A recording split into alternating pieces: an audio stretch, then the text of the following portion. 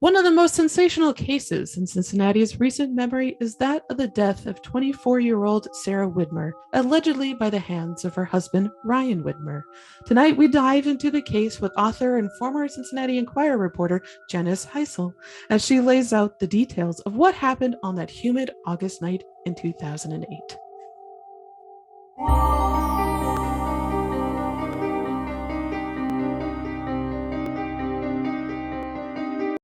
Hello, everyone, and welcome to another episode of the Cincinnati Cabinet of Curiosities presents the Hometown Haunts podcast. I am your host, Kat Klogo.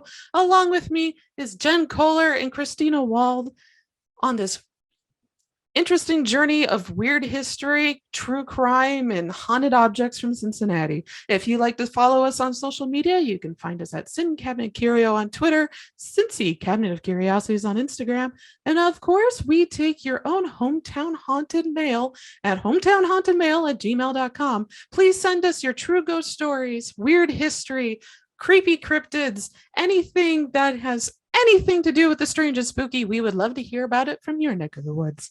Also, we're an official podcast that can be heard on YouTube, iTunes, Spotify, Amazon, and SoundCloud. You can find us by searching us at Cincinnati Cabinet of Curiosities. Please rate and review us out there. Please rate and review us so other spooky and weird history lovers just like you can find us. Of course, there are links in the show notes. Thank you, Jen, for doing all that work.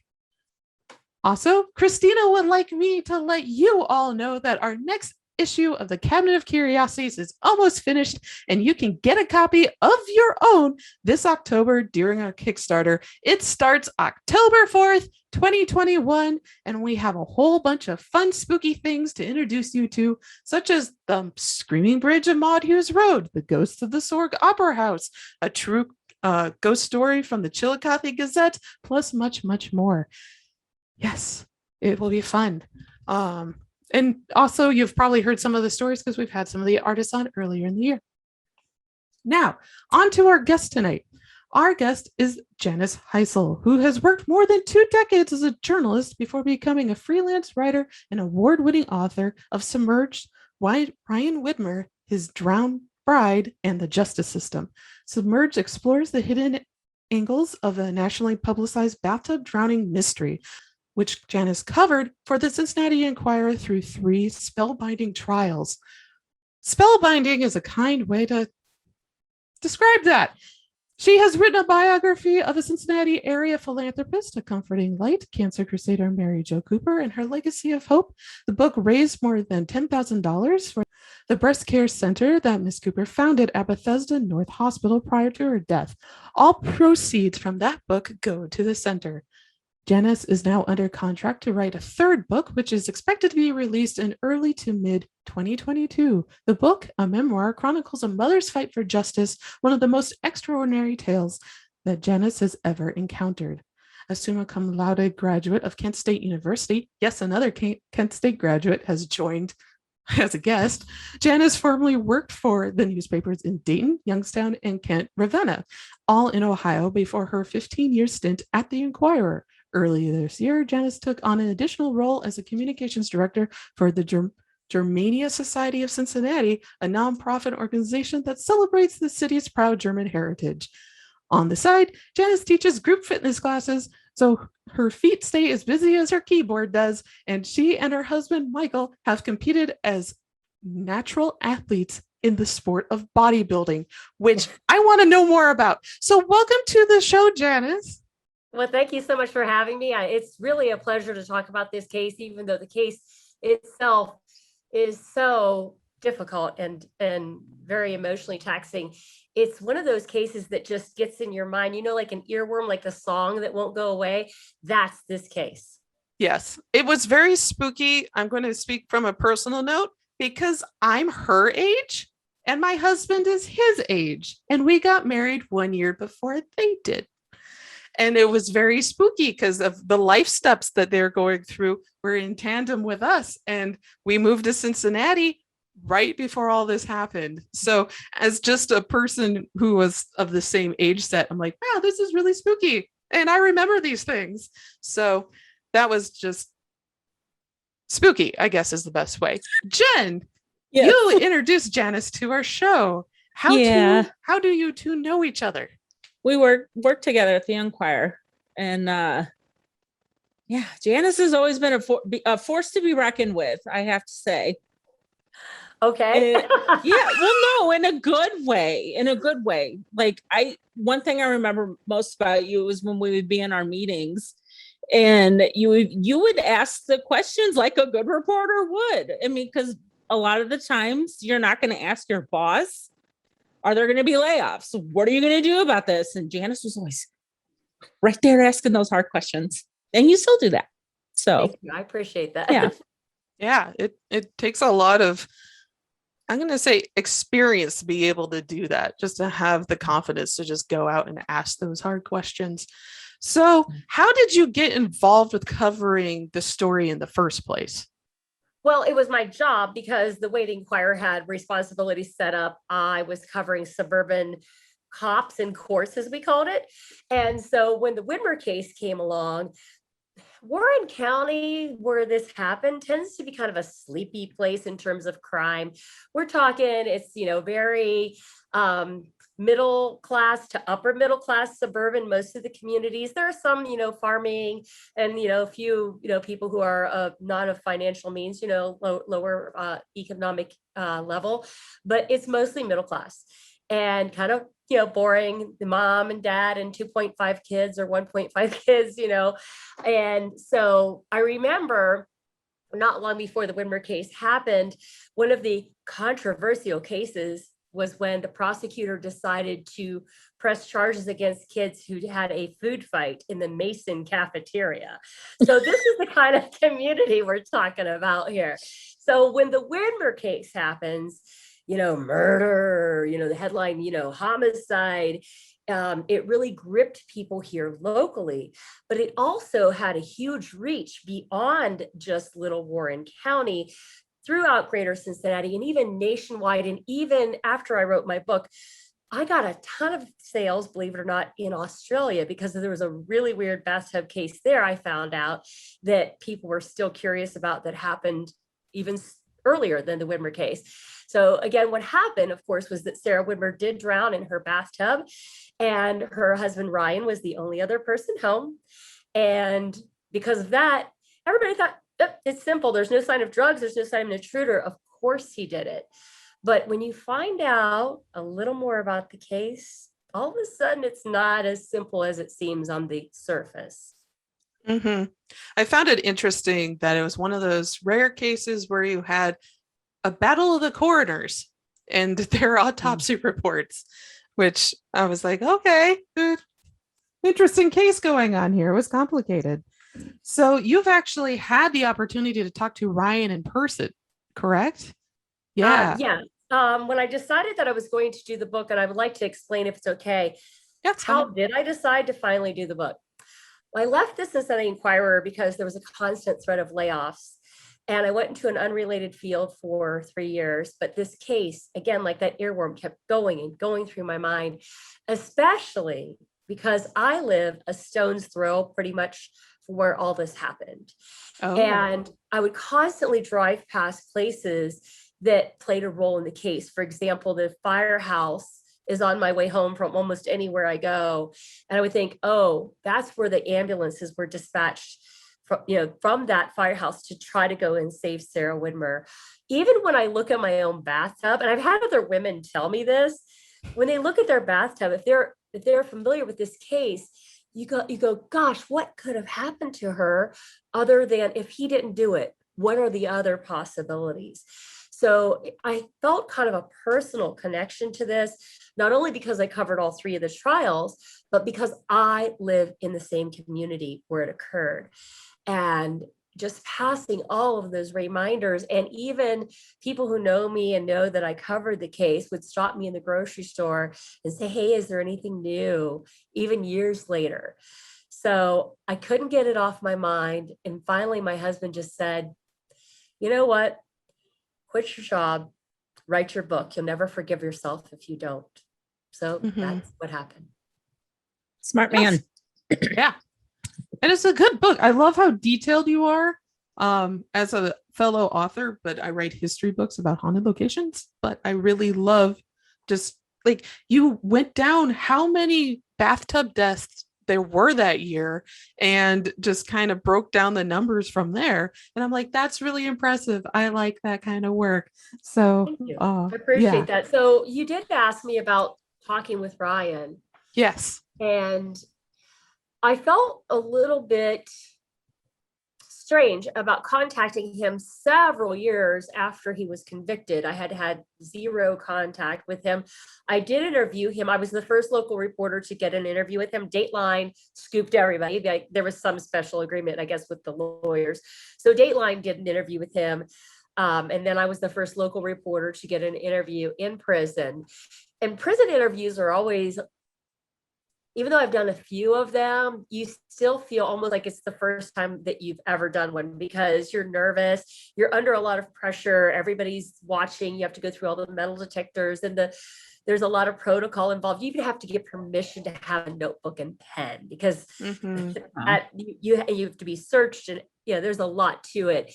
And you have a limited time to ask the questions that you need to. So when I originally contacted him through his father, and said, hey, can't get this case off my mind. I would like to do a book. Would you be willing to cooperate? From what I understood, he had no hesitation. So I sat down and talked with him. I think the first time for when I was still at the Enquirer, I did an interview for about 2.5 to 3 hours, I believe. And then after that, when I decided to write the book, that would have been 2017 that I contacted him. So he was convicted 6 years prior to this, and I had no contact with him. So I just said, hey, will you cooperate? We sat down, and I repeatedly, because I was no longer a member of the working press, I had to just go in and talk to him from the time the visitation started, 8:30 in the morning, until 3:30 in the afternoon. And I couldn't take any notes. And I had to go out to my car at the end of the interviews and write everything that I could remember. And then you can only have a 15-minute phone call with someone through the week. So he would call me and I would go, hey, this is what I have written down. Would you say that's accurate? Like to check everything. That's how I had to write this book. It was pretty difficult. Yeah. But I was determined I was going to do this. And one of the things that was kind of more interesting is I'm in the middle of this huge room. It's almost like a cafeteria. If you picture your school cafeteria is how it looks for the visiting. And there are tables and tables and little Parsons tables with a couple of chairs around them when the other inmates are having visits with family, friends, whoever. And so big room full of probably 25, 30, 40 inmates right around there. And I was trying to figure out what Ryan's story was about how he found Sarah. So he was too shy to demonstrate it. So I go, okay, so was it like this? And I'm standing up and I'm scooping my arms down like I'm lifting up a dead weight body, and I'm stomping around and turning like with his direction to try to understand. So people were looking at me in this big prison visiting room like I was a crazy woman, which I probably am. But so that was one of the more memorable moments in speaking with Ryan. Wow. That is certainly a memorable moment. Yeah. Wow. I can't imagine. Reporters do not have that opportunity. Mm-hmm. You think they would, but a lot do not. And I think Ryan has always been pretty open with you. Is that correct? Well, there was a gag order in place for a while, like that no one that was a party to the case, meaning the lawyers, the direct witnesses that were going to be called to testify, those people were not allowed to talk to the press until after the case was over. But interestingly, after I did get Ryan to cooperate with me for the book, there is not a single question I can think of where he even hesitated or said, why do you want to know that? He answered everything I asked. And Jen, as you pointed out, I did not let this man skate. Good. Yeah. That's not my style. No. For our listeners who don't live in the Cincinnati area or haven't heard of this trial, even though it was nationwide news here, we do have a lot of listeners in India. So hi, but Could you give a brief synopsis of what happened that August night? Well, sure. So Sarah had been out of town and she came home. It was a Monday evening. So she came home a Sunday night, and then Monday things went as normal, except at her workplace. She worked for a dentist in Fort Thomas. She was a dental hygienist, went to her job, but everyone who worked with her, who was called to testify, said on that particular day, she said she didn't feel well. Her head hurt, the back of her neck hurt, and she just was feeling not herself and pretty crummy. And so then she comes home from work. She and Ryan have dinner. Again, normal Monday night. Bengals were playing a pregame, I believe against the Packers, but who cares because it's pregame. And so Ryan had stated to his lawyers that he was watching the Bengals game, and she said, I'm really tired. I don't feel well. I'm going to go upstairs and take my bath now. And she was a big fan of taking relaxing baths. So he said he flicked the channel around a few times because the Olympics were also on at that point. This would have been 2008. And so when he goes upstairs, the master bedroom and bathroom were kind of, connected like a master suite. And first he went into the bedroom and flicked on the TV again. And then he went to check on her, and he finds her unresponsive in the bathtub. So from there, he's trying to figure out what to do. This is what, according to what he said to me, and also what he told his lawyers. I found documents in the lawyer's basement that tracked with what he told me. And he was consistent with what he told me. And he had no way of knowing that anyone other than his lawyers would see the paperwork that I obtained. And he did give permission for his lawyers to give me access to everything. So, all right, so he says he goes upstairs to check on Sarah. She's unresponsive in the tub. And then he calls 911. Well, the first call dropped on, I forget whose phone he used first, either hers or his. Then he picked up the other phone, called again. That was portrayed in court by the prosecutors as a certain hesitancy, like that he didn't want to call 911. But if that's the case, why would you call again right away? It wasn't like 20 minutes later. It was right away. Another well, phone and cell phones drop calls all the time, especially then. Yeah. Yeah. And especially where I live, I can tell you it's like a black hole, especially back Yeah. then. It's gotten better, I think, now with what are we with 5G or whatever we are now. But it dropped calls quite a bit. And so I found that to be very believable, that could happen, very plausible. So the detective who was sent to the scene, the lead detective, thought something's bad wrong. That's his direct quote, something's bad wrong here. And there were a number of other people who felt like something wasn't right. They checked the trash can for any sign of like drugs that she could have overdosed on, for example. No sign of that. Originally, they didn't think she had any medical problems or anything.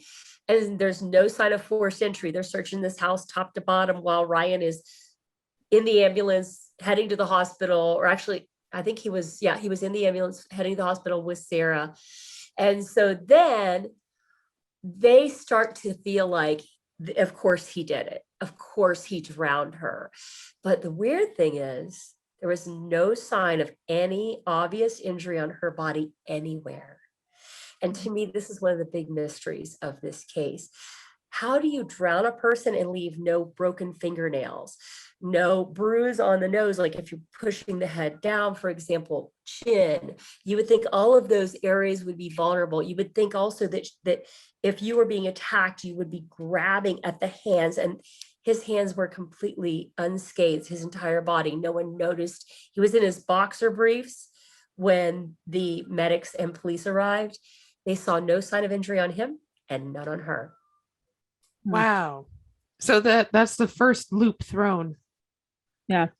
Just to make this an extremely confusing and complicated trial and court case. So, and wow. There was also no water everywhere. You would think if there was a forced drowning that there would have been this violent struggle. In fact, that was the term originally used by the prosecution when they did a news conference, violent struggle. that there was evidence found upon autopsy that was evidence of violent struggle. And everybody's going, what is it? And I was thinking, gosh, she like bashed her head in, and that's why it wasn't visible except during the autopsy. You know, I just couldn't figure out what it could possibly be. And here it turns out there was deep bleeding inside of the neck and down in here into the upper chest. And the medics had inserted a needle, and the defense expert said that needle, it's common for needles to ooze blood. And that he said all of the blood could have been caused by the needle. But the prosecution is saying, no, it's actually murder most foul. This is a sign of trauma to the neck. So that is where the crux of the case is in terms of actual evidence, like hardcore physical evidence.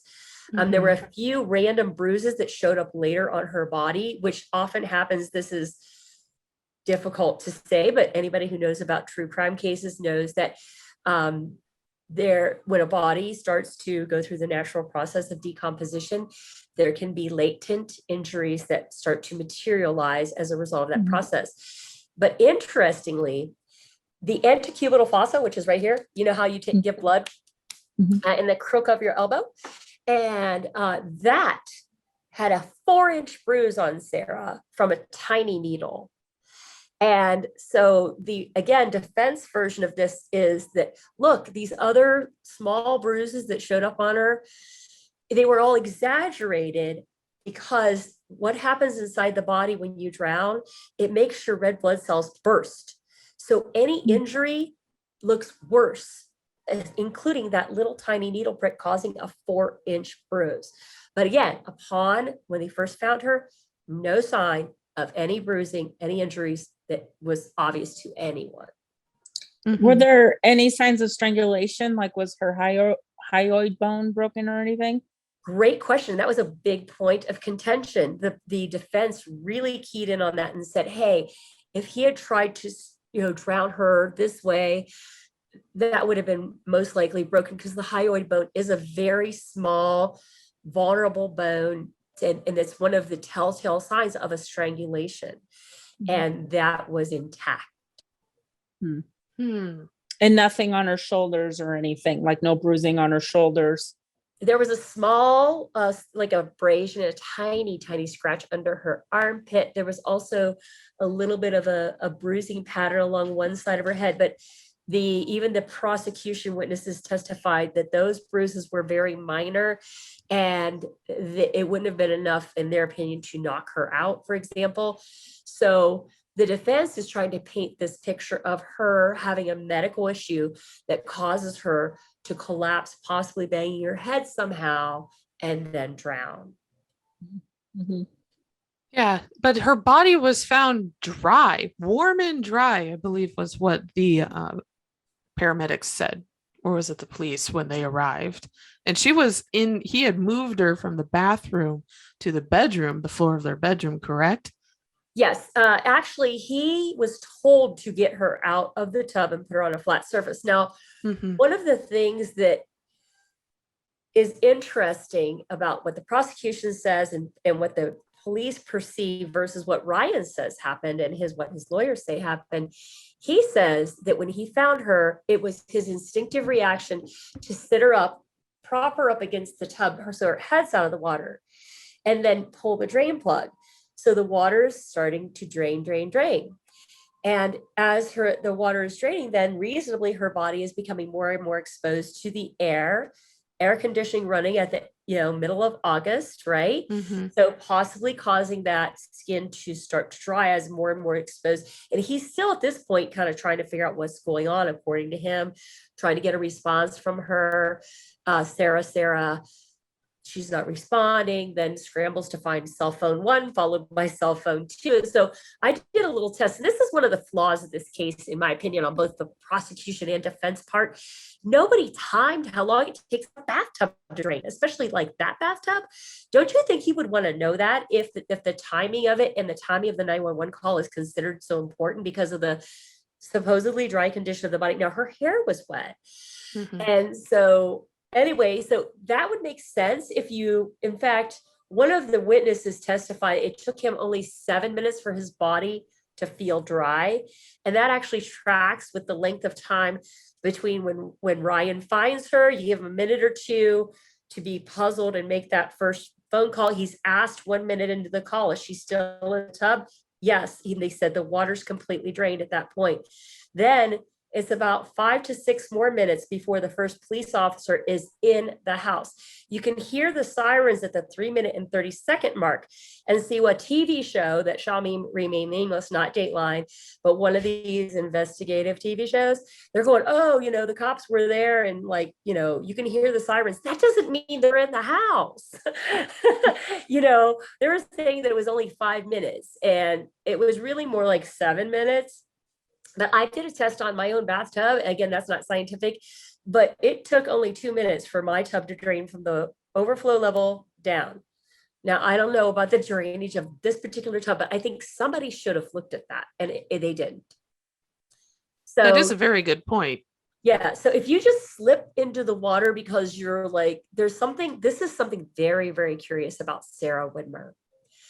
It came out from her own brother that she had fallen asleep in odd places. Everybody who knew Sarah that testified would admitted to this, other than her mother. Her mother said this did not happen, but her friends, her coworkers, would all say that, she's at a Bengals game in the middle of the day, crowd cheering, and she's asleep. And so what could that possibly be? Well, a lot of people think narcolepsy is just uncontrollable falling asleep. The actual definition of narcolepsy is that you have excessive daytime sleepiness. She would go out to her car on purpose and go to sleep at her lunch break. If she got to work early because of traffic or whatever being quicker than anticipated, she would sleep and set an alarm on her phone. She was always, always sleepy. So that begs the question, did she have narcolepsy? Narcolepsy, 80% of narcoleptics have something called cataplexy, which, get this, is paralysis of all of your voluntary muscles, everything except your heart and your breathing, right? So if that happens to you when you're in a bathtub, we could have a very awful, deadly result. And so that is one of the big theories. However, the autopsy was done in such a way that the section of her brain that controls sleep wasn't preserved. The whole brain wasn't preserved. So they couldn't section that off and find whether there were signs of this particular neuron being gone. Mm-hmm. So now we don't know. So that there are so many big fat question marks that we just don't know. Yeah. Right. And I found flaws in the case. I mean, there's flaws in every case, but with that draining of the tub, and no one timed it, and no one presented that in court in any way. Mm-hmm. See, and I had a question Sure. about the tub and falling asleep in the tub, because the more I have gotten into true crime and I see the stories, they always say you don't drown, you don't fall asleep and drown because your body will react and wake up to the shock of it. So I always kind of wondered about that, but I didn't know you could be paralyzed with narcolepsy, and that is terrifying. I know. And just recently, in fact, quite a few times over, since my book was released, I've had people contact me and tell me that they had this very scenario happen and they would have died had it not been for the fact that a roommate discovered them. I had a young man very recently tell me that he wasn't in the bathtub, but he described what happens to him at night. He said he wants to scream and he cannot because he is paralyzed. He has this condition. Yes. Oh. Traditionally, folklore calls this old hag syndrome, where an old hag or a demon sits on your chest and you can still see things. This is fun. People will report seeing demons around them, or in more 20th century, alien abductions have often been associated with this. And yeah, it can be narcolepsy. There's a few different disorders that could cause this. So yeah, that's just inserting that folklore bit into this true crime podcast today. See, it is spooky to think about, since you use that word spooky. It is. Can you imagine how terrifying it would be if you have awareness that you are absolutely, you're powerless to move, to do anything to save yourself, and you're drowning. That's my worst fear. Oh, I just think a lot of people probably have. I mean, people talk about being afraid of spiders and snakes. Well, I'm sorry. You can run from a snake pretty well, and you can maybe whack the spider or run from the spider. But if you are paralyzed and in a bathtub, whoa, that is it's bone chilling to me to think about. And that's one of the reasons, again, I've often, and just like you, Kat, I think that a lot of people find ways to see themselves in the place of either Ryan or Sarah, or maybe Ryan's mother, or maybe Sarah's mother, because these were ordinary people. These weren't people that you expect the worst to happen to. These are, not drug dealers out on the street and people just go, okay, well, you get what you deserve because, you were dealing in drugs and doing risky behavior. This is just a couple, newlywed, married 4 months, watching TV, and then the next thing you know, all hell breaks loose. Yeah, that was an interesting thing, just reading the different family members and friends' testimonials, just how they were so surprised by this. And I guess one thing my short life has taught me is always expect the worst, because you're never safe. But maybe I've watched too much true crime. That also could be. Wow, that was a question that I had. Oh, out of concern, did anyone bring Sarah awareness that she may have narcolepsy and have her go to a doctor to get it checked out? I have a friend who does have narcolepsy, and one of their fears is actually driving and having an episode and killing someone. So that was when I read that this was something that had been reported by her friends and family. I was like, well, did no one ever did she ever go to a doctor? Well, according to a nurse who was a friend of hers, she actually was in a couple who kind of played matchmaker to set up Ryan and Sarah at the very beginning of their relationship. They were pretty close friends, and she became a nurse. And she actually said that when she was still working, she was, I think, a receptionist at the dental office while she was going through nursing school. And Sarah, that's how they met, she and Sarah.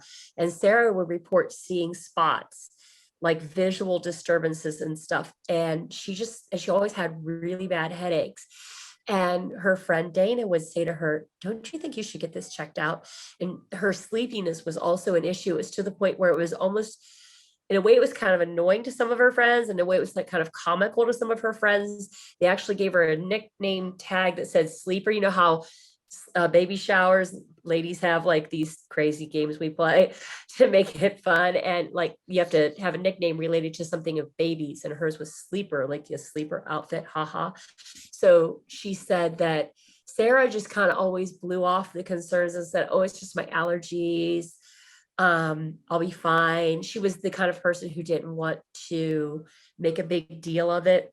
According to Ryan, he did tell Sarah to ask her doctor to look into this. And think about it. If you go to your doctor and you kind of just say it like, I don't really think it's a big deal what my husband wants me to tell you, I have this problem, blah, blah, blah. Then maybe the doctor didn't even, the doctor, I know from my own experience, because I've seen my own medical records, and sometimes like you have this big conversation with the doctor and like there's like one note, they don't go into all the details. So there is no record of showing specifically. It said something about her being tired, and the prosecution said, well, it was just because of the stress of her job, and that she had lost her dad. Her dad had died of cancer not long before she passed away. I think maybe less than a year, a few months. Yeah, it was about a year. So the reason why I note this is her father died of the same thing my dad died of. And I was just like, oh, so he died March of 2007 and she died of August of 2008. And I was like, oh, wow. Huh. Yeah. So, and then they got married in between those two big events. Like, true. Yep. Now, what was their relationship like beforehand? Like, they weren't married very long and they didn't know each other much longer before that.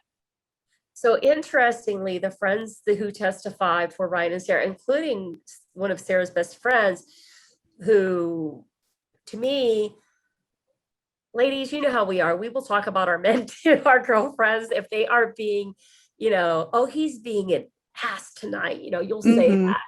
Can I say ass on the podcast? Yeah. But so ladies will say things like that. And one of her very best friends did speak to her the night she died. And she didn't give any indication that there was any fight, that there was any discord that particular evening. So it's a lot of speculation what did happen that night. I am conceding, of course, there could have been something happening that she didn't feel she wanted to disclose to her friend. But normally a lot of ladies would spout off to their girlfriend, oh, he's being such an ass tonight or whatever. And there was nothing like that this evening. So their relationship, from almost all accounts, was that they were almost sickeningly lovey-dovey. In fact, Dana, the nurse that I told you about, she and her husband, Chris, were kind of like parallel to Ryan and Sarah, because the guy in the relationship was yes, dear, kind of the henpecked kind of guy. And the ladies were more like, take charge. And they thought that was kind of a good symbiotic relationship. And that's why they played matchmaker. They're like, hey, we get along really well. I bet Ryan and Sarah would get along really well because they have this similar dynamic. And according to neighbors I spoke to, they were, quote unquote, so cute with how they behaved. But then the prosecution side of this is, who knows what lurks behind closed doors, kind of thing, which again, I can concede that that is a distinct possibility, that there could have been some, discord or big fight that blew up that we don't know about. The prosecution, of course, was saying that, of course, that's what happened. But there was no proof of any of that. There was no proof of an affair. There was no life insurance that he stood to gain. In fact, he stood to lose money upon her death because she made more than he did. So it's another reason that this is a mystery, is what would be the motive. Yeah, that was what struck me. Okay, Jen, sorry. I'm just going to say this now. I don't think he killed her. I have never been able to really, I've always been like, well, you just don't know. You really don't know. But after, again, I'm going to go back to all the true crime stories that I've seen. He does not seem like the typical guy that's going to kill his wife. It just... He's college educated, no history of violence. In fact, no. He had to reach way back to his childhood when he was 10, and he went off on some guy about a sports thing once when he was like 10. I mean, people said that he was the kind of guy walk away from fights in sports. He was a baseball player in college. Yeah, that just doesn't fit the profile. I am not educated in forensics or police work or anything like that. Just let me put that out there. He just doesn't seem like the killer type. Again, anyone can kill. It just, even if he did it, I don't think they proved it at all. And I don't think he should be in jail. Well, that is an assessment that I hear a lot from people. And also I think it's very interesting that the more people know about the case, the more either on the fence or more they are thinking he's innocent. The people who just know the bare bones about the case, that, she drowned in the bathtub, that he was the only one home, of course he did it. If they just know the bare bones facts, they tend to believe he did it. But then when you start to present them with the no injuries on the body, and then the weird sleepiness, and then the way the investigation had these holes in it, and the lead detective had very minimal training on death investigation. I think it was like 4 hours of death investigation training in this small community.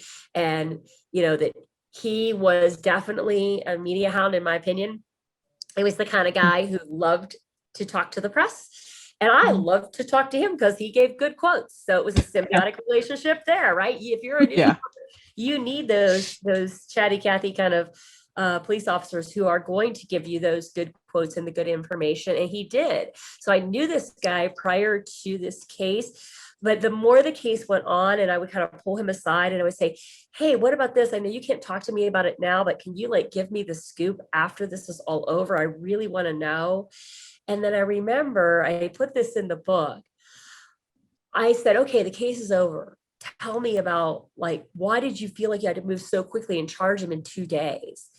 And he goes, well, he had a lot of contacts in other states. Well, most people do. So that didn't do anything for me. That wasn't convincing to me. I was kind of like, that's all you got? Like, that's why you got to charge a guy in 2 days and not do further investigation? I think I will say this, Jen, hold your thought. I'm holding.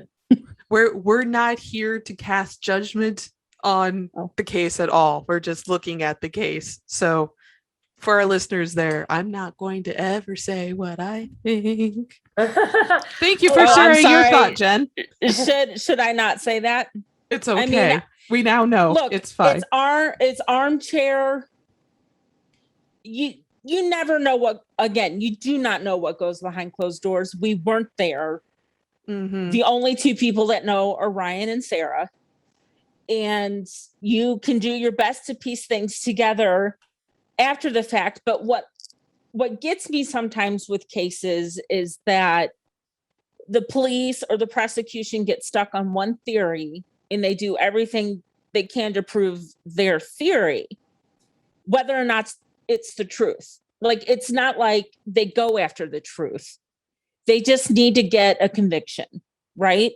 I mean, maybe that's cynical of me, but it just doesn't seem like the system is set up for the truth.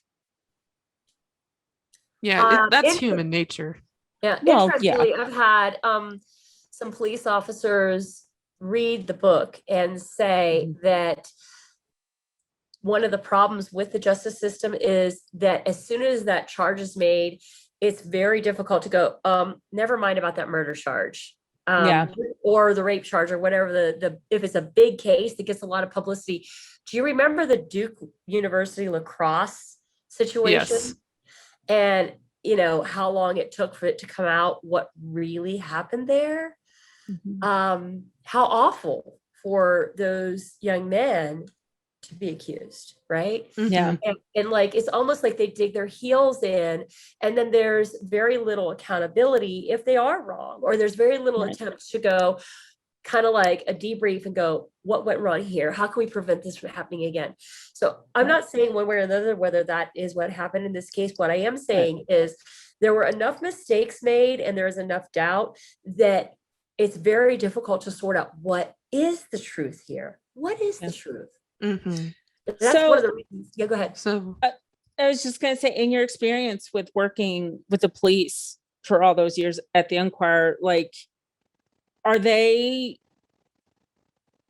like, I always want to think like the police are there to protect you, but things, obviously, state of the world has been not great for them. But I can't believe that every single one of them is just out to get you.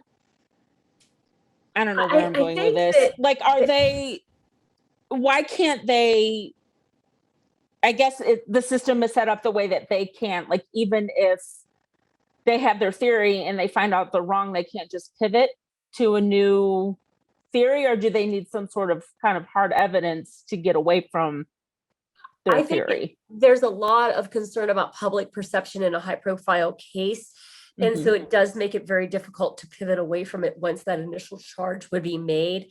And one of the things I thought was very interesting and concerning about this case was in the middle of the first of the prosecution's case in trial number one. Remember, there were 3 trials. First trial, he was convicted, but was set aside because of juror misconduct.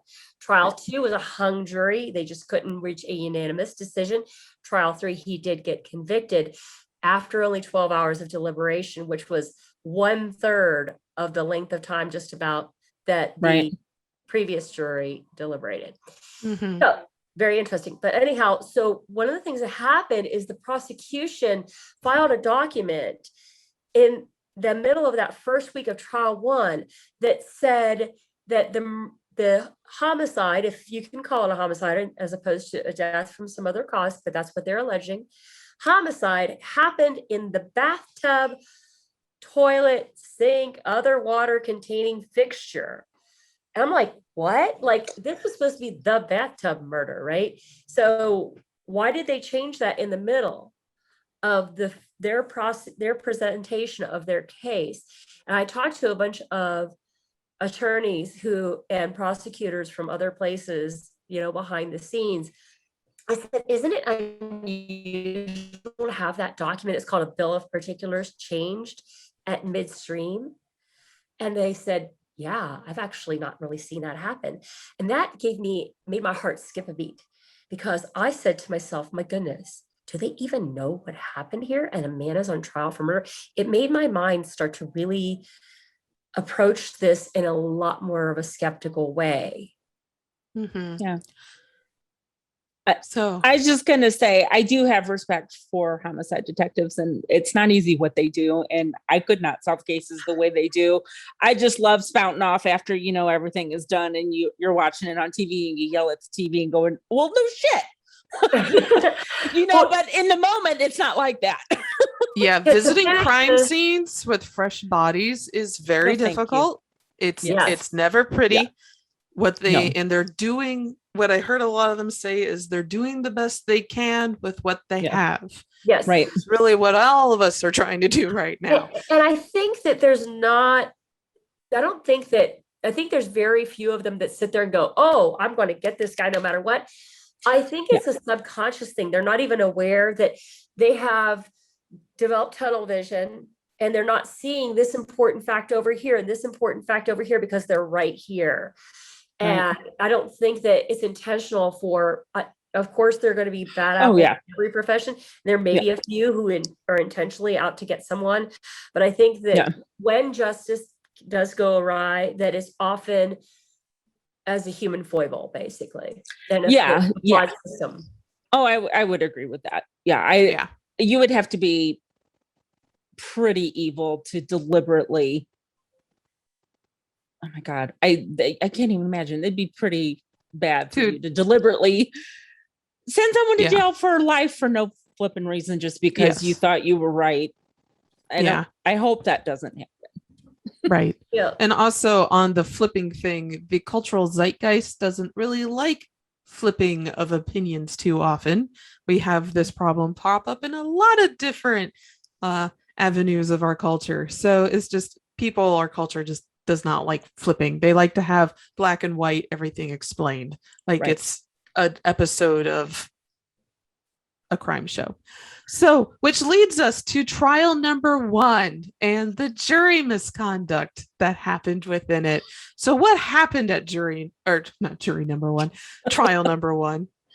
Well, after Ryan was convicted, it was interesting because he was actually facing aggravated murder as well as straight murder, as we call it. Now, aggravated murder means that you planned it to some degree, even momentarily. And so they decided the aggravated murder was not there. They did go with the murder, which is just the intentional killing of another person. So not manslaughter. No. But just straight up murder. Yes. And so they weren't even given the option in trial 1 of manslaughter. Interestingly, I'm skipping ahead for you, but trial 3, that was manslaughter was on the table. In fact, so was a plea deal that Ryan turned down. We'll get to that later. But anyhow, so for this trial, the jurors, it came out, one of the jurors was feeling uneasy in the immediate days right after the conviction came out. And there was actually a public uproar. I don't know if you guys remember this, but there was a lot of people who thought, my gosh, it doesn't seem like they proved the case. How did this happen? And so this man, he was feeling uneasy about some things that happened during the deliberations. And he actually kept a diary about his concerns. He finally, after consulting with his wife and some friends, decided that he wanted to come forward with the concerns that he had. And he revealed that jurors were doing something that is considered a no-no. They were doing some investigation on their own. It's a standard jury instruction to be told, you do not go on Wikipedia, you don't go on the internet, you don't, there's a huge long list. The jury instructions usually take about a half an hour at least to read. And the judge does read those into the record. Then the jurors are given a written copy to refer to as they're doing their work. And so this man revealed that some jurors said, well, hey, I laid down on the carpet naked and it only took this long for my body to dry. And then someone else, stated, well, my grandson, you pulled him out of the tub and he was still wet after this length of time. And why wasn't she? And so there were various things like this going on. And at first the prosecution was trying to say, well, these are just normal observations, but I call BS on that. Because who lays down naked on the carpet to see how long you dry unless it's an experiment? I'm sorry. That just does not happen in daily life. I can buy the grandson. Maybe you do notice that and then you bring that into the deliberation, but none of that is scientific. Yeah. And so for that reason, and especially because one of the jurors said that, or maybe more than one, I don't remember exactly, but at least one juror, if not more, said that changed their opinion of his guilt and shifted their vote into the guilty column. So that is how he ended up having his conviction overturned, which was a huge deal because that hardly ever happens. Yeah. And when that happened, then he was released on bond, goes to trial a second time. And as I mentioned, that was a hung jury. And what was very interesting to me is some jurors from trial 2 came to trial 3 and they made an observation. Remember, I said that Sarah's mother made some different statements compared to other people. Now, nothing against her. I have compassion for this woman or anybody who would lose a child. However, her testimony, according to the jurors I talked to and my own opinion, my own observations, it did change. She started off in trial 1 kind of saying, well, yeah, they would kind of argue over, did you spend too much at Target? And then by trial 3, they were hateful to each other. Whoa. Where did that come from? Because no one else made any remarks along these lines. So it was interesting. And I don't know what caused that to change, but that was an observation I made and that jurors also made and shared with me. That is an interesting observation because there was a year in between the 2 trials, correct? Actually, the first trial happened in 2009, and the second trial was 2010, and the third trial was 2011. Okay, so there was just 2 years in between. That she's had 2 years to kind of think about or stew on what happened. So that may have, I really don't know what went on in her mind, but things can intensify. Jen has disappeared. Okay. But yeah, that is an interesting observation, at least with it seems to have escalated between those 2 years. Yeah. And I don't know, I don't pretend to know what happened there. And they tend to be very private people and they did ask for privacy. I did try to reach them, wrote letters and an email and things like that to ask if they wanted to participate in the book, and they did not. Yeah, I can see why. Losing a husband and then losing your daughter. Was she an only child or did she have any siblings? She had a brother. And the brother, one of the ones who said that she had fallen asleep in the tub before. And that's another thing. There's kind of I think a little bit of a misconception in this case, because people assume that Ryan was using this as an alibi or like an excuse that could be true. But the defense version is that, and his version, what he shared with me, is that this was his perception of what he thought happened, because he gets there and she's just unresponsive. And he's like, well, he knew she had fallen asleep in the tub before, so he thought that's what happened again. But then the police and the prosecution are looking at this, he's coming up with a cover story for murder, which is possible. It is possible. Yeah, it's something that was brought up actually by my husband when I was talking about this case. He's just like, well, and mind you, he only knows the bare bones of this. He has not read anything, but he's like, well, she could have fallen asleep. And if he was henpecked as much as he was, and had resentment, he could have used that opportunity of falling asleep in the tub to have killed her easily. Because if she was already asleep, he just tips her over, holds her down. Yeah, she's going to splash around a bit, which doesn't account for why there was no water, but it would be almost a hybrid of everything. Now, this was just some over the table dinner talk that we have. Just out of curiosity, did Yeah. your husband say that if he finds you unresponsive to the tub, I would lift out your whole body? I've had a lot of men say that to me, that they thought it was weird that he didn't lift up her whole body. In fact, one of the TV shows I referenced made a big deal out of that. But I actually thought that I would put a person, sit them up too, because I've read Yeah. had first aid training where you should try not to move a person too much if you can avoid it, if you can get them Yes. out of the risk. So maybe that was going through his head. I mean, he doesn't know. And he said to me, he's like, everything happens so fast. You hear that a lot in traumatic situations. He goes, Yes. I don't know what I was thinking. I just reacted. That is his statement. Yeah, there's a lot. You find out a lot about yourself when you watch something traumatic happen in front of you, and how you're going to react under stress. And there's people who freeze, and there's people who do, and who what I mean by do is action. They try to help. So in the case, like you asked about what my husband would do, he would have probably propped her up, because this is a real world situation. We were walking behind a woman at a farmer's market, and she was an elderly woman, obviously not a lot of muscle tone, shuffling along, and she tripped on a piece of cement and fell. And my instinct was to help her up. And my husband, whose parents both are retired medical field employees, he stopped me and said, no, if she has broken something, helping her up is the worst thing you can do right now. So we had her sit in kind of a fetal position until help could assist better than we could. So there's a real world scenario that I witnessed.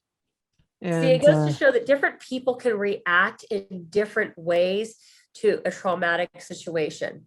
Now, once again, I'm still holding out the possibility that he could have done this. However, if you believe his story, I do think it's plausible. I think it's very plausible that you would just sit up a person, get their head out of the water. It would be the easiest way to eliminate that threat. Yeah, and to assess the situation too. So with trial number 2, so we talked about 1. So trial number 2 was a hung jury. And didn't they, let's see, my notes say after 30 hours of deliberations, they turned up to be a hung jury. I can understand that sentiment completely. Yeah, it was really interesting to hear from one of the jurors went on a radio station and kind of characterized the vote as being a certain way. However, there was no actual vote taken. This person was assuming that there were only 2 jurors who thought he was not guilty. And I interviewed 5 who told me they thought he was not guilty. So it was almost an even split. And see, that's one of the misconceptions about this case, is that, that juror was even leaning toward, well, it wasn't heavily leaning toward guilt. And the jurors who did say they wanted to vote him not guilty, they felt like some of the jurors who were in the guilty column were not following the instructions. They were going more on emotion than on the evidence, which I, as a reporter, became very aware of. I've had a number of attorneys tell me, and I've seen it myself, where jurors want to bring a resolution to a case. They tend to want to believe the police, believe the prosecutors, and not think that those people could be incompetent or dishonest, or, I'm not saying that is what happened in this case, but I'm just saying that there were mistakes made that possibly obscured the truth, because we just don't know. There were tests that were not done. That is my number one concern about the way the investigation was done, is there were tests that were not done that could have shown whether or not Sarah Widmer did have certain medical disorders, not just narcolepsy. There are other ones that were possible, but with the jury's going, well, anything is possible, and the prosecution is going, well, anything is possible, and so the most likely thing is that he did it. But is there a reasonable doubt? And they give a big long definition that I won't go into here.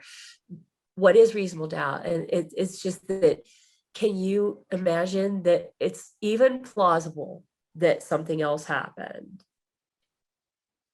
How many homicides a year are there in Warren County? Well, I don't remember in the county itself. I know that's in my book, but I believe, in fact, I know that this was the first time that a fresh homicide was declared in this small community, Hamilton Township, in at least a decade. Wow. And so it's very rare in Warren County in general. I think that there's maybe one or less on average a year. Okay. Interesting.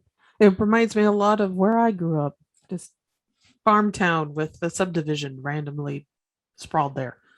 So, actually, one of the interesting things about the case was you had the Warren County coroner versus Dr. Werner Spitz. And which trial did this happen? Was this trial one where they had the I don't want to say the battle of the coroners, but they had differing opinions as to what happened to Sarah? Yes. Dr. Spitz did testify, and he is very famous. In fact, he is considered the author of what is called the Bible of Forensic Pathology, which is the science of death investigation. Basically, it's called Medical Legal Investigation of Death, Spitz and Fishers, blah, blah, blah. And it's like this thick. This book weighs like 9 pounds or something ridiculous. It's huge, and it's hugely expensive. And so Dr. Spitz literally wrote the book on it. And his statement, which I thought was very interesting, was that based on all of the known factors here, that the manner of Sarah Widmer's death was not just undetermined, but undeterminable by anyone, including me, is what he said. And manner of death, just for people who are listening who may not know, cause of death would be, in this case, drowning or a gunshot wound. That's the cause. The manner can be homicide, suicide, natural. There are 5 of them, and right now the other one's escaping me. Natural, or then there's undetermined. So sorry, I can't remember right now what the 5th one is, but there are 5 manners of death, and one of them can be undetermined. But he said this one is undeterminable by anyone. Wow. I thought it was very interesting for a very prominent guy to say that. Well, yeah, because the forensics just aren't there. And that is why I think he shouldn't have been convicted. But then there were a whole bunch of other things that came in with the 3rd trial that kind of made you question.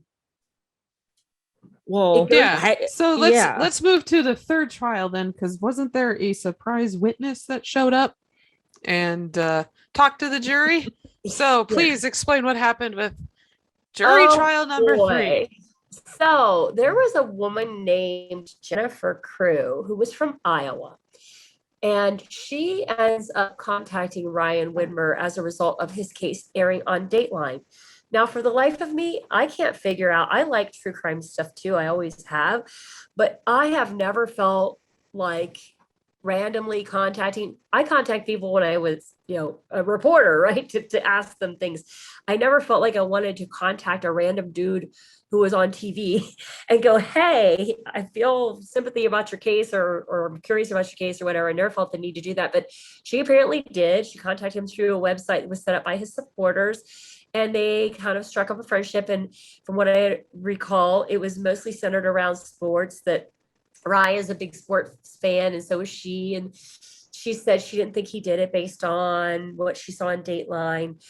And so, long story short, from what I understand, this is Ryan's statement to me, that she's texting him repeatedly all the time, and he's starting to feel like this is kind of strange. And so he doesn't want to, like, he's trying to kind of say, look, I don't want to like hang out that much anymore or whatever. And he stops responding, and he thinks that she didn't take kindly to that. And that's, she also had a history of, she was on methadone, and she had a history of certain things that called into question her history of honesty. And she did take the witness stand, and she testified that he had confessed to her that he did kill Sarah.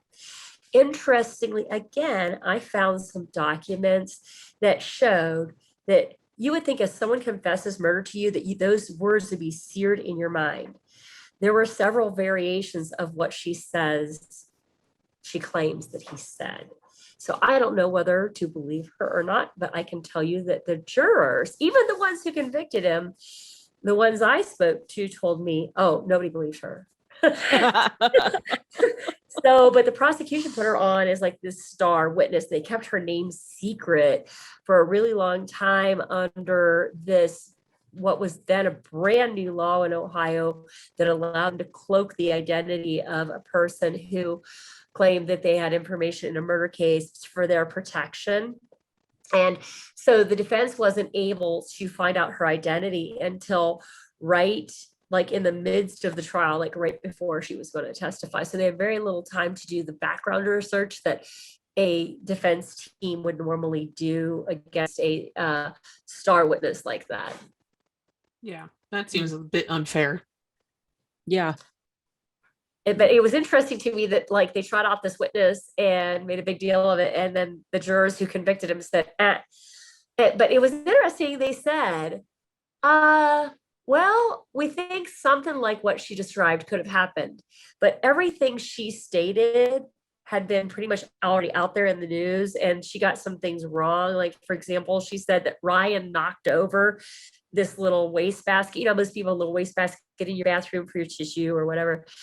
It was dumped out. A police officer said he dumped it out. So it wasn't Ryan who did that. That's absolutely, that was established even in trial one. But she said, oh, he told me that during the struggle that the tissue box, the waste can got knocked over. So that part alone, I just think was, you know, it was in the media and she remembered it. And I don't know what the deal was there, but jurors did not believe her. Right. That's good. Well, she still testified. Oh, sorry, Jen. What? No, go ahead. I have nothing. Oh, okay. So in that trial, though, they did find him guilty of murder. It wasn't manslaughter. It was murder. Correct. And they were actually given the option to go with manslaughter, and they chose not to do that. I don't remember which section. There's a couple different sections of the manslaughter law, but the jurors were not allowed to know that Ryan was given the opportunity to plead to one of those manslaughter charges, which would have gotten him out in 5 years. And if you're a prosecutor, you really believe in your case, and you think you have a murder case locked up, why would you give the bad guy an out that gets him out in 5 years if you really believed in your case? You have this new mystery witness and everything. I didn't understand that. Like, what does that say to you about their case? I kind of wonder. Well, then he would have been on the record as guilty for sure. Yes. Yeah. But he immediately turned it down and said, no, I am not admitting to something I did not do. Some people that share that with, they can interpret it one of two ways. Either you can look at it like, well, he's an innocent man and didn't want to admit to something he didn't do. Or somebody else might say, well, he thought he could just outsmart the system and get away with it. So that's why he decided to go roll the dice a third time and go to trial. Man. But then again, his personality does not lend itself to someone like Ted Bundy, who absolutely thought he could outsmart the system. I mean, I know he was a serial killer and whatever, but you would expect some sort of outward narcissism in Yeah, that Bundy had case, charisma out the wazoo. Ryan yeah, doesn't strike me as no, somebody with the most charisma or that much confidence, though, man, that's tenacious to be able to sit through 3 trials. He really didn't really have a choice other Yes. than if yeah, he would have taken this plea that was floated. Oh, that's a bad word to say. Can you cut that out? To take this plea that was presented right before, stop it, Jen. This plea was presented right before trial 3. He didn't take that. So yeah. currently, Ryan Widmer is sitting in prison. Correct. He has his first parole. It comes up in July of 2025. So not too long, 4 years. Still a long time in a prison, though. And do you still keep in contact with him? Well, I asked Ryan to stay in touch with me because I didn't want to have that weird absence like I did for that 6-year period and then go, hey, do you want to work on a book with me? I told him I want to follow this case through to whatever happens. And so he has agreed to, I speak to him about once a week still. And we talk mostly about, things in the news, basically like coronavirus stuff or, what's Mhm. going on in the prison. He wasn't able to have any visitors for over a year because of COVID. And he Oh, finally was able wow. to have visits again in person. So he just had to maintain contact with people via phone, or they have like a video chat that they can do. And so, and sometimes, I've talked sports or whatever, but I usually just ask him what's going on in prison. He has fostered 50 dogs in prison. He was a real dog lover. And Oh, he and wow. Sarah were going to adopt a puppy before she drowned. They were taking some of the final steps to adopt forget what breed it was, but it was a special breed of puppy that you have to kind of go through some steps to get the puppy. And they were doing that. So they were planning for a life together that never happened. Yeah, that's just tragic all the It way is around. tragic. Yeah. Yeah. Wow. So, um, sorry, I'm just trying to figure out how I can transition out of that, and there is none. So, you have a few projects that you have in addition to the book that we're talking about tonight. Could you tell our audience a bit about them? Well, the second book that I ended up writing, it came as a total surprise to me. Somebody who had read Submerged really liked the way it was written, and they recommended me to a family who had been looking for a writer to tell the story of a woman, Mary Jo Cropper. Now, Mrs. Cropper came from a prominent family, and her dad was actually way more well known. She was kind of very quiet and reserved. She made her living as a school teacher, even though she was a woman of financial means. She just wanted to live kind of a normal life and raise her kids and be a teacher. So that's what she did. And her dad, though, was Ralph Stolle, Stolle, Stolle, as of the Lebanon Countryside YMCA was one of the largest YMCA's in the country. I think it was the largest when it was first constructed. His name is on that building, was put on there posthumously because he, like her, didn't like having a lot of attention on himself. But he was an inventor. He actually invented the machinery that made the pop top can possible.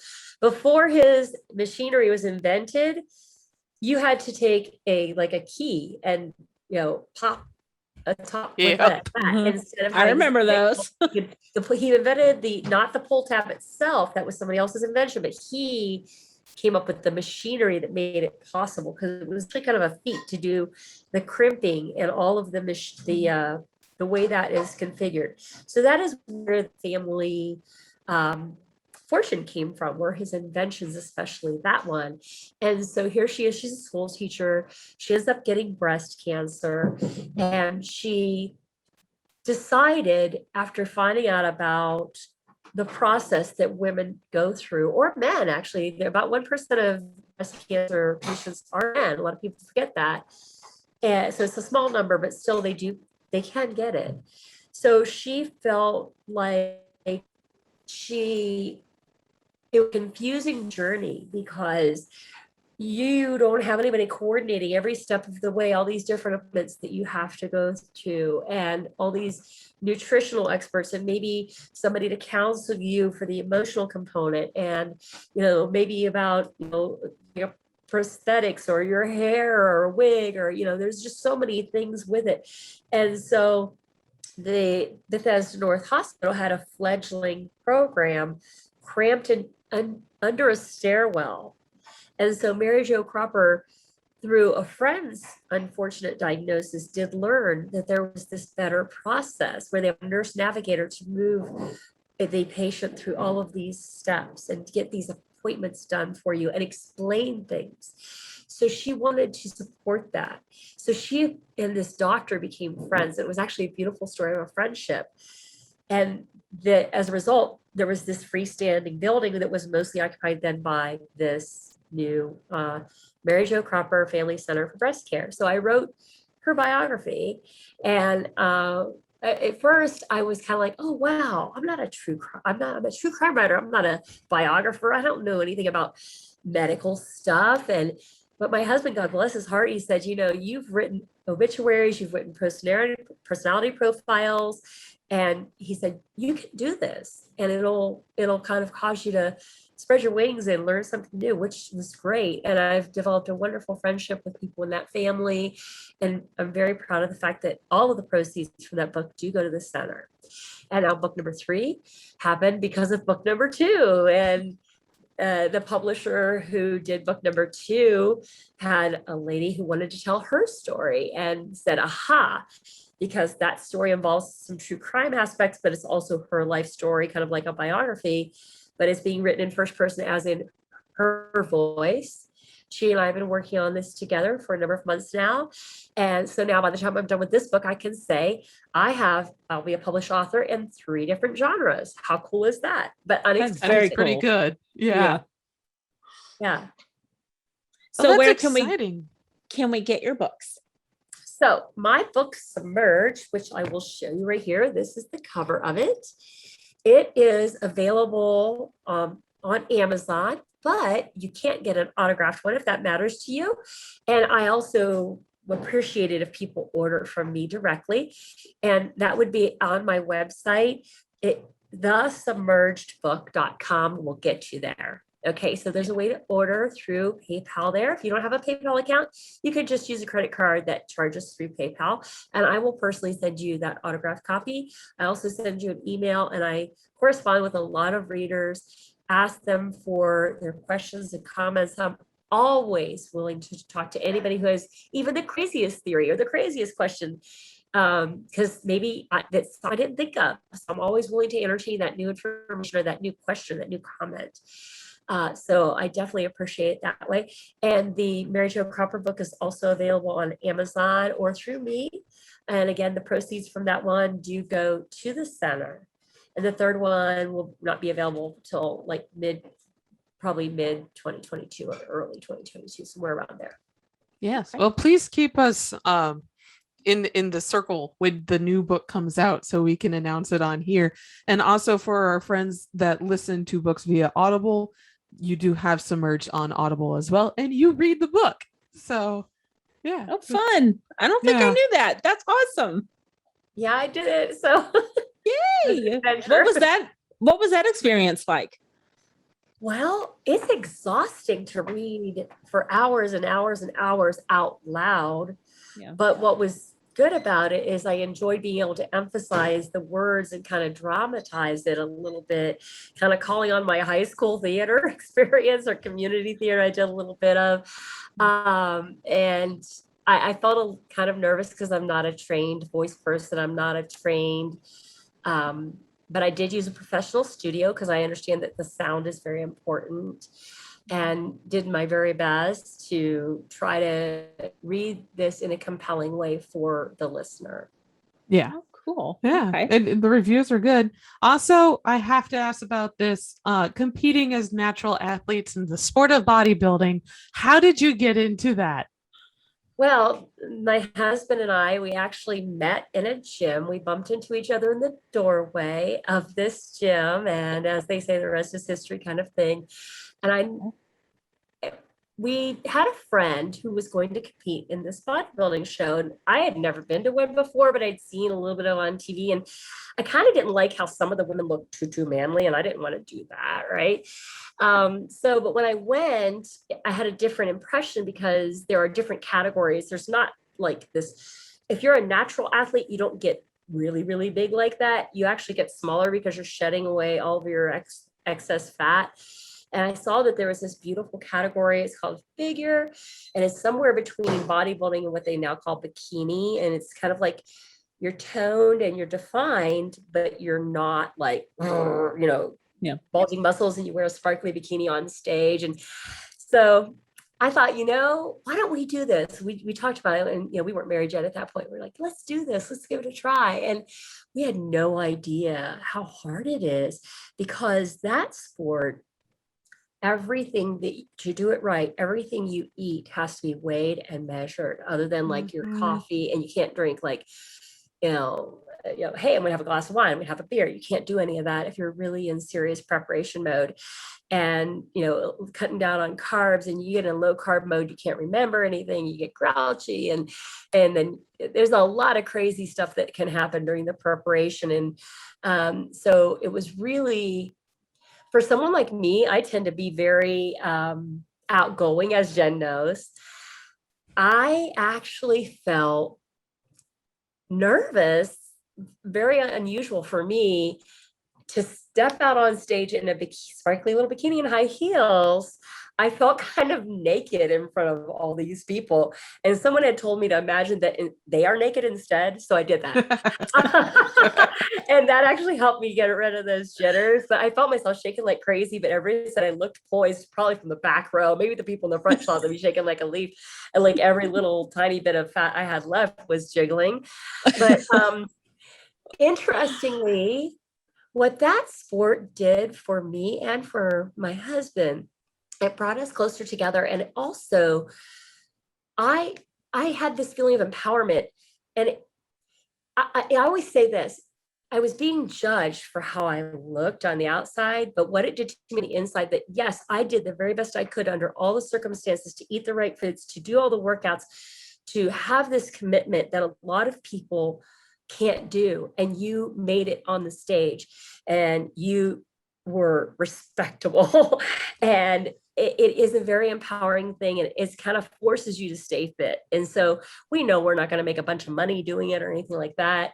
We do it just for the discipline. You know how some people just like to do a marathon, this is a thing. And we've enjoyed it, but because of COVID, it kind of went by the wayside. And plus we're getting a little bit older, and you don't want to be that charity case up on stage where oh, he looks really great for 75.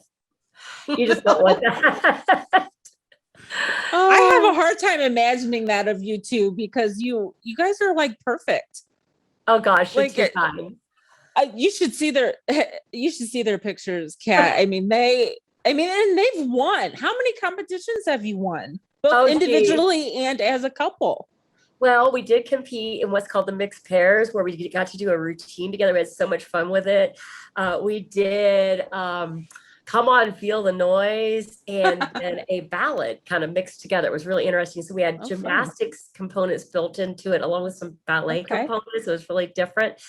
But we have won quite a few. I don't want to sound like I'm bragging, but I've always said, hey, if it's factually provable, it's not bragging. So we do have some shelves in our basement that have a bunch of trophies and swords and things. But again, what it does for us inside, the confidence that we feel from doing it and being able to strut on that stage in that tiny bikini, feeling naked in front of all these people, it does do something for your confidence. It gives you this empowerment where, you know what, if I can do this, I can do anything. Yeah.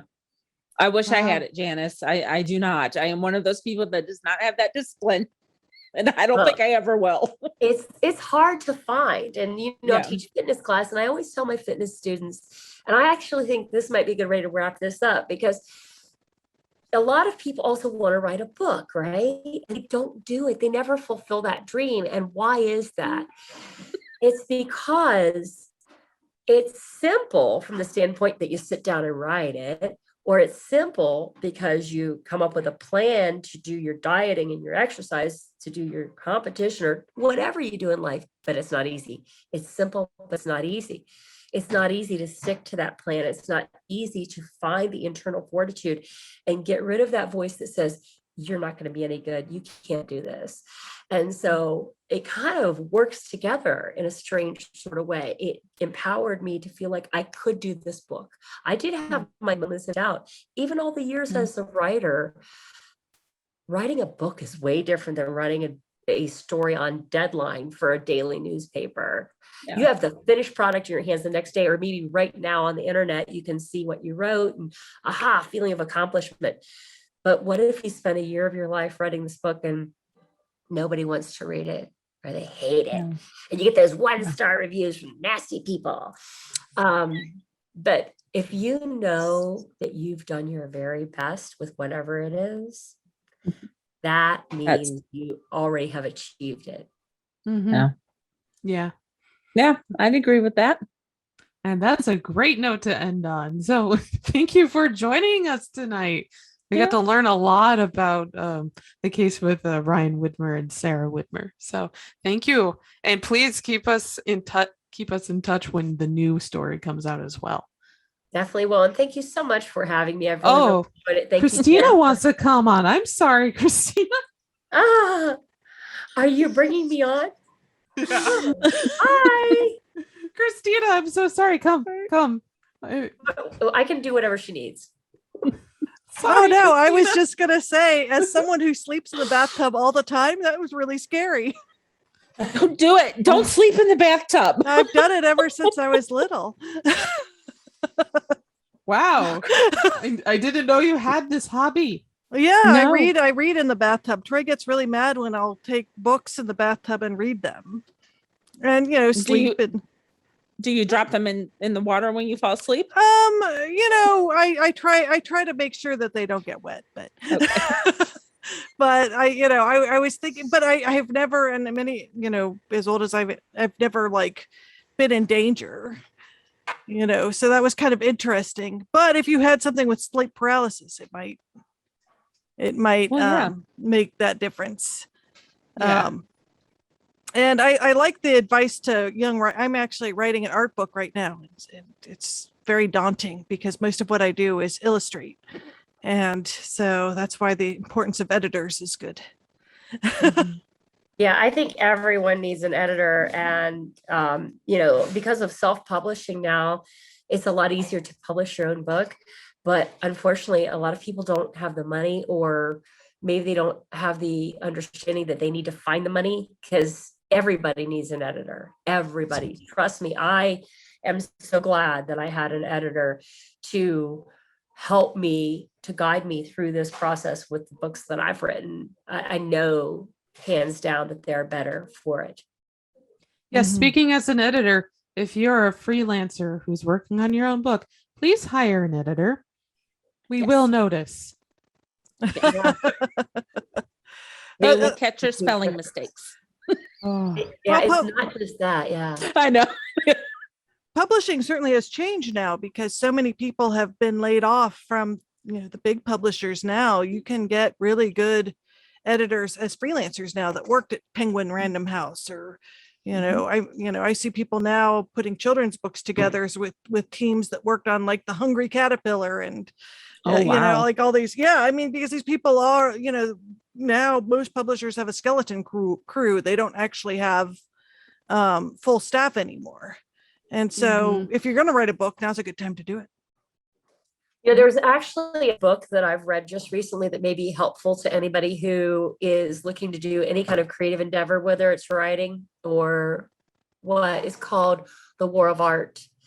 And the idea is, it's a little tiny book. It's not very thick, but it talks about all the ways that we sabotage ourselves in our creative processes, that we doubt ourselves. We have other things that get in the way. We listen to that voice that says you can't do it, or other voices that say you can't do it. Janice, I had started reading that book probably over 10 years ago and didn't finish it because it was hitting too close to home. Oh, Really? So you know the book I'm referring to. Wow. Yes, and I didn't really kind of realize that until I just said it. So maybe I need to read it again and get Oh, past you my should shit. see my copy of it. It has underlines and stars. And on days when No. I'm having that self-doubt weighing down on me because the case I'm working on now is extremely complicated. It's a couple of decades journey of this woman's life. And I refer to that book and it definitely helps me. So I'm so Yeah. glad you guys gave me this opportunity to help say some things that may resonate with maybe you, Jen, or someone Definitely. else who is looking to do any creative endeavor. It is a really, really daunting process. I think that even a lot of very accomplished writers can struggle with those distractions and those doubts. mhm. Oh yeah, I Oh, yeah. agree. Well, and especially for reporters. I mean, you have to stick to what is known. You got to stick to the facts. You can't just make stuff up. And I think that makes it 10 times, 100 times harder than just writing fiction. I mean, with fiction, yes, you're creating something from nothing, but you can make it whatever you want, you know. Some people say that news reporters do that too. Well, the bad ones do, yes. But I try not to be that reporter. My goodness. I mean, in fact, I'm a little bit too much of a stickler for facts. I think I do. I remember waking up in the middle of the night in a cold sweat because I was afraid I misspelled somebody's name. Do you I- ever I get always think- Go ahead. I remember the copy desk getting calls or calling all the time. It's spelled 11 this o'clock at way. night. Yes. Is you it get- EI or IE for, this person's Yeah. name? Yeah.